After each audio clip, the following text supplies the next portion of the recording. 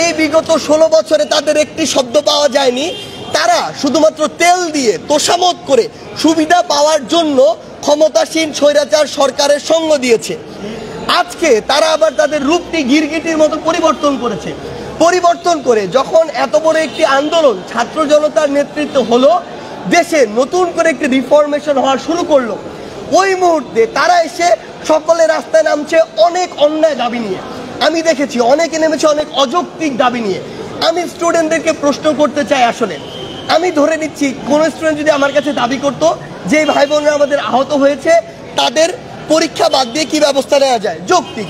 আমি ধরে নিচ্ছি তাদের প্রস্তুতির বাইরে তারা অনেকদিন ছিল, মেন্টাল জায়গাটিতে ওই স্টেবিলিটি নেই। তাহলে তারা এমন হতে পারতো, সময় চাইতে পারতো, এমন হইতে পারতো যে মার্কস কম চাইতে পারতো, কোনো কিছু না করে তারা পরীক্ষা বাতিল চায়। আমি বিশ্বাস করি যারা স্টুডেন্ট মেধার যোগ্যতার বিশ্বাস করে তারা এই দাবিটি করতেই পারে না। তারা অন্য আমাদেরকে যৌক্তিক কিছু অপশন দেখাতে পারে, কিন্তু যারা ওখানে গিয়েছে আসলে তারা কোনোদিন সুস্থ একটি প্রতিযোগিতা কিংবা মেধার যে মূল্যায়ন এটিকে প্রতিনিধিত্ব করে না। এই জায়গা থেকে আজকে যে ডিসিশনটি এসেছে, এটি আমাদের জায়গা থেকে মনে হয়েছে এটি একটি যৌক্তিক ডিসিশন নয়। এরকম করে প্রত্যেকটি সেক্টরে আমরা দেখছি যে তারা আজকে হুজুগে বাঙালির মতো রাস্তায় নামছে বিভিন্ন জায়গায়। এগুলো করে আলটিমেটলি আপনার স্টেবল একটি অবস্থা আসবে কিনা, আপনি এতদিন ধরে যে ক্ষতটি তৈরি করেছেন সেই ক্ষতটি আপনি চাচ্ছেন আজকেই পূরণ হয়ে যাক। আমি অবাক হচ্ছি, মানুষজন আজকে দাবি করছে গ্রেড 1-এর একজন সচিব যেমন তার পদত্যাগটি প্রয়োজন, তারা চাচ্ছে গ্রেড 20-তে যে একজন রয়েছে কর্মচারী তাকেও আজকে একসাথে নামিয়ে দিন। মানে তারা পুরো একটি সিস্টেমকে মনে করছে যে 7 দিনে আপনি নামিয়ে দিবেন, সংশোধন করে দিবেন। এটি তো কোনোদিন হতে পারে না। মানে একজন সরকার তার জায়গা থেকে যেটি করবে, যে মাথাতে প্রথমে হাত দিবে দুর্নীতিগ্রস্ত যে মাথাটি, তাকে সরিয়ে এরপরে চেইন অফ কমান্ড অনুযায়ী ধীরে ধীরে পরের স্টেপগুলোতে ব্যবস্থা নেওয়া হবে। এটি তো একটি সময়ের বিষয়। সেই জায়গাতে আমার মনে হচ্ছে যে আমরা কিছু সুবিধাবাজ গোষ্ঠী তৈরি হয়েছি এই মুহূর্তে পুরো বাংলাদেশে, যারা শুধু ব্যক্তি স্বার্থটি বুঝি। দেশের কথা আমরা এখনো চিন্তা করছি না, পূর্বেও করিনি, ভবিষ্যতেও করব না। এই মানুষগুলো দেশকে সময় না দিয়ে, অন্তর্বর্তীকালীন সরকার বা রাষ্ট্রকে সময় না দিয়ে তাদের ব্যক্তিগত সুবিধার জন্য রাস্তায় নেমে পড়েছে এবং এই অস্থিতিশীল পরিবেশটিকে স্থিতিশীল হতে দিচ্ছে না। আমরা হাইকোর্ট পর্যন্ত ঘেরাও করা হয়েছে আমাদের পক্ষ থেকে। রিজনটি ছিল ওই পদটিতে যে মানুষটি বসেছিল তিনি স্বৈরাচারের মদতপুষ্ট এমন একজন ব্যক্তি যিনি রাষ্ট্রের অনেক বড় একটি ক্ষতি করে ফেলতে পারেন, যিনি অন্তর্বর্তীকালীন সরকারের সবচেয়ে বড় একটি বাধা হয়ে দাঁড়াতে পারেন, যিনি আমাদের এই রাষ্ট্র কাঠামোকে কিংবা পাল্টা অভ্যুত্থানের মাধ্যমে একটি অস্থিতিশীল পরিবেশ তৈরির জন্য তিনি ওইখানে ভূমিকা রাখতে পারেন। সেই জায়গা থেকে আমরা সেটিতে গিয়েছি। কিন্তু এখন যেটি হচ্ছে আপনার জায়গা থেকে যদি আপনি দেখেন, সেটি হচ্ছে যে ব্যক্তিগত দাবির জন্য, অল্প কিছু মানুষের জন্য দাবির জন্য তারা পুরো একটি ইনস্টিটিউশনকে অবরুদ্ধ করে ফেলছে। আপনি বলুন, গতকালকে আমি দেখছি সচিবালয়ের প্রত্যেকটি গেটকে অবরুদ্ধ করে দেওয়া হয়েছে। ছোট্ট কিছু দাবি, তাও একদম যে দাবিগুলো আসলে সচিবালয়ের সরাসরি হাতে নেই, ওই দাবিগুলো নির্দিষ্ট একটি অফিসে ডিল করতে পারে।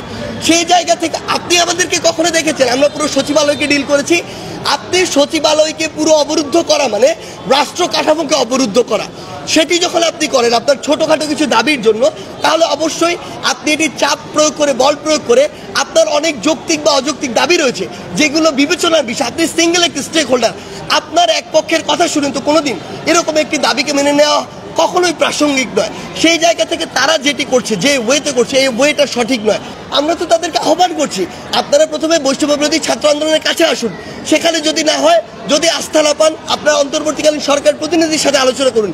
কিছুই না করে যখন আপনি রাজপথে নামছেন, রাষ্ট্রের বিভিন্ন অঙ্গ সংগঠনকে অবরুদ্ধ করছেন, কিংবা আপনি লং মার্চে যাচ্ছেন, এই উদ্দেশ্যকে আমরা কখনোই ভালোভাবে দেখি। আমরা বিভিন্ন জায়গায় সোশ্যাল মিডিয়ায় দেখছি বিভিন্ন গ্রুপ বিভিন্ন জায়গায় লং মার্চ দিচ্ছে। আপনারা বলুন, আমরা আমাদের যে লং মার্চটি দিয়েছিলাম এটি আমরা কবে দিয়েছিলাম? এই লং মার্চটি আমরা আমাদের সর্বশেষ যখন দেয়ালে পিঠ থেকে গিয়েছে তখন ফ্যাসিস্ট সরকারের পতনের জন্য দিয়েছিলাম। তাহলে এটা আমাদের 36তম দিনের সর্বশেষ প্রোগ্রাম ছিল। আজকে বিভিন্ন জায়গায় বিভিন্ন সংগঠন দেখি প্রথম দিন তাদের লং মার্চ প্রোগ্রাম দেয়। এই জিনিসটি কি বোঝায়? এই জিনিসটি বোঝায় যে তারা আসলে সর্বশেষ সময় গিয়ে যেটি করতে চাচ্ছে এটি হচ্ছে একদম তাদের দেয়ালে পিঠ থেকে গিয়েছে। অথচ তারা আমাদের সাথে যোগাযোগ করেনি, তারা বৈষম্য বিরোধী ছাত্র আন্দোলনের কারোর সাথে যোগাযোগ করেনি, তারা অন্তর্বর্তীকালীন সরকারের কারোর সাথে যোগাযোগ করেনি। তারা আমাদের সাথে যোগাযোগ করে যদি আমরা রেসপন্স না করতাম, তারপরে তারা যদি সেখানে যেত, সেটি যৌক্তিক মানা যেত। সরকার আমাদের কাছে তখন রেসপন্স করেনি বলেই আমরা ধীরে ধীরে বাংলা ব্লকের থেকে শুরু করে ওই এক দফা দাবিতে গিয়েছিলাম। কিন্তু তারা আজকে যেগুলো করছে এটি কখনোই কাম্য নয়, যৌক্তিক নয়। আমাদের জায়গা থেকে স্পষ্ট কথা, আপনি যদি আমাদের কাছে না আসেন কিংবা সরকারের কাছে না যান কিংবা লিগ্যাল অ্যাপ্রোচে না যান, আমরা ধরে নিব আপনারা রাইট ওয়েতে যাওয়ার মানসিকতা ধারণ করেন না, আপনাদের কোনো ভিন্ন উদ্দেশ্য রয়েছে। এবং আমরা এটি আপনাদের বলে দিচ্ছি, সেই উদ্দেশ্য নিয়ে আপনারা যদি প্রশ্নবিদ্ধ কোনো কর্মসূচিতে যান, তাহলে পরবর্তীতে কোনো অপ্রত্যাশিত সিচুয়েশনে আপনারা আমাদের সহযোগিতা পাবেন না, এটি আমরা আমাদের জায়গা থেকে স্পষ্ট করে বলে দিচ্ছি। আর যদি আপনারা আমাদের সহযোগিতা কামনা করেন, পাশে আমাদেরকে চান, এনি টাইম এনি মোমেন্ট আপনারা আমাদের কাছে আসলে আমরা সেই বিষয়ে রেসপন্স করব। সময় লাগতে পারে, কিন্তু আমরা অবশ্যই রেসপন্স করব। সেই জায়গা থেকে আমি সকলকে স্পষ্ট করে বলে দিতে চাই, যত স্টেক হোল্ডার রয়েছেন, আপনারা লজিক্যাল ওয়েতে যান, সরকার থেকে শুরু করে রাষ্ট্রকে সময় দিন। আমরা বিশ্বাস করি সময়ের মধ্য দিয়ে অন্তত আগামী 1 বছরের মধ্যে আমাদের যে ক্ষতগুলো রয়েছে সেগুলো রেকটিফাই করে আমরা একটি নতুন পথের দিকে এগিয়ে যেতে পারবো। 4টি হসপিটালে গিয়েছিলাম, ঢাকার যে হসপিটালগুলোতে সবচেয়ে বেশি পরিমাণে আসলে আমাদের আহত ভাইরা ভর্তি রয়েছেন। আমরা আমাদের যে বার্ন ইনস্টিটিউট সেখানে গিয়েছিলাম, ঢাকা মেডিকেল কলেজে গিয়েছিলাম, আমরা আমাদের নিটোর অর্থাৎ অর্থোপেডিক যে হসপিটাল সেখানে গিয়েছিলাম, এবং সবশেষ এই যে শহীদ সরওয়ার্দী মেডিকেল কলেজে এসেছি। তো আমাদের সবগুলোতে দেখে আমাদের আসলে যেই জিনিসটি মনে হয়েছে, আমরা প্রত্যেকটি স্টেক হোল্ডারের সাথে আসলে কথা বলেছি। আমরা ডক্টরদের সাথে কথা বলেছি, স্টাফ যারা রয়েছে বিভিন্ন পর্যায়ে তাদের সাথে কথা বলেছি, এবং যারা রোগী রয়েছে আসলে তাদের সাথে কথা বলেছি।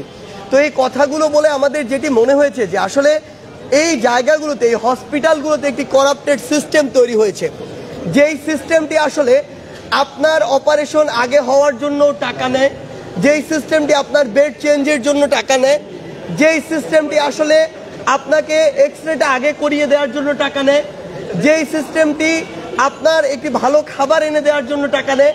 মানে প্রত্যেকটি জায়গায়, ইভেন আমরা প্রত্যেকটি ওয়ার্ডগুলোতে দেখেছি যেই খাবারটি দেয়া হয় আসলে এই খাবার রাস্তার ধারেও এত বাজে মানের খাবার বিক্রি হয় না।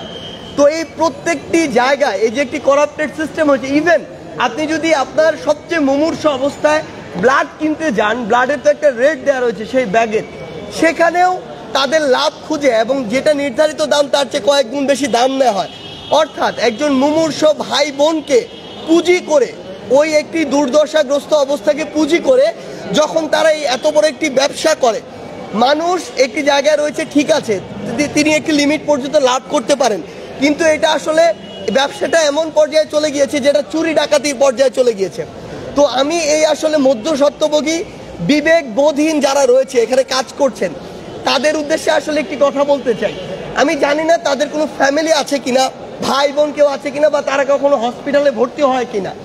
যদি হয়ে থাকে, যদি তাদের ফ্যামিলি থেকে থাকে, এই মানুষগুলো যারা সবচেয়ে সংকটপূর্ণ সময়ে হসপিটালে আসে তাদের মিনিমাম বিবেকবোধ থাকলে এই জিনিসটি চিন্তা করা উচিত। এটি হচ্ছে নৈতিকতার জায়গা। আমার মনে হয় এই যে প্রশাসনে যারা রয়েছে তাদের আসলে এখন সময় এসেছে স্ট্রিক্ট হওয়ার। দলাদলি না দেখে কেউ যদি এগুলোর সাথে জড়িত থাকে, ইভেন তারা ওষুধ বিক্রি করে, পেশেন্টকে দিয়ে বাইরে থেকে ওষুধ কিনিয়ে এনে সেগুলো নিজের কাছে রেখে দেয়, পরে বিক্রি করে।